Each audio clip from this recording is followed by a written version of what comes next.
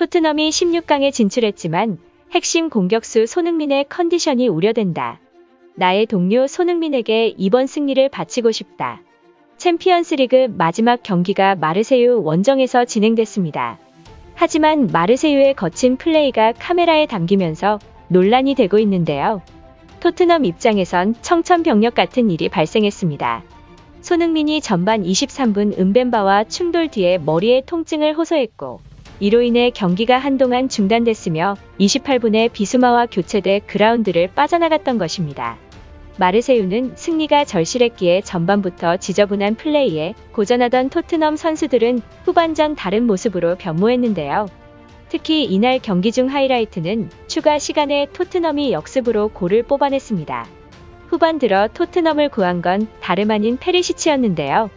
후반 9분 좌측 먼 진영에서 프리킥을 얻었는데 페리시치의 킥은 날카롭게 휘어들어갔고 랑글레가 절묘한 헤더를 통해 득점에 성공했던 것입니다. 페리시치 선수는 이날 손흥민과 나눴던 이야기와 손흥민의 부상에 대한 감동적인 일화를 전해 현지 팬들을 놀라게 했습니다. 페리시치는 이번 승리를 손흥민에게 바칩니다. 이번 시즌 손흥민이 없었다면 토트넘은 험난한 D조에서 1위 자리를 지킬 수 없었습니다. 소니가 부상이 심각하다면 토트넘의 공격진은 무너질 테고 내일 정밀 진단으로 지켜봐야겠지만 손흥민의 부상이 심각하지 않았으면 좋겠다고 덧붙였던 것입니다. 그런데 손흥민을 안면 부상을 입힌 은벤바는 후반전에 해리 케인도 거칠게 몰아쳤습니다. 이번에도 볼 다툼 중에 팔을 넓게 들어 케인 얼굴을 가격했고 그라운드에 쓰러져 고통을 호소하는 모습이 중계 화면에 포착됐습니다. 한편 토트넘 팬들도 손흥민 부상에 노심초사인데요. 손흥민이 안면 부상으로 그라운드를 빠져나가자 무리뉴 감독 시절에 손흥민과 해리 케인이 부상을 당했던 일이 기억난다. 손흥민의 부상이 심각하지 않았으면 좋겠다며 응원의 글을 남기기도 했습니다. 특히 페리시치와 손흥민의 조합은 최악이라는 평이 나오고 있는데요. 그도 그럴 것이 손흥민은 페리시치와 선발 라인업에서 이렇다랄 득점을 보여주지 못하고 있던 것입니다. 일각에선 콘테의 고집 때문에 손흥민이 활약하지 못한다는 비난이 쇄도하고 있지만 여전히 콘테 감독은 페리시치를 기용하는 모습을 보이고 있습니다. 그러나 손흥민이 경기 중 부상을 당하자 제일 먼저 걱정해주던 선수가 페리시치였던 것입니다. 경기 뒤에 스텔리니 수석 코치가 기자회견에 참석했고 경기 종료 뒤에 라커룸에서 손흥민의 기분은 좋았으며 뇌진탕인지 확실하지 않지만 얼굴에 상처가 났고 눈이 부었다고 전했습니다.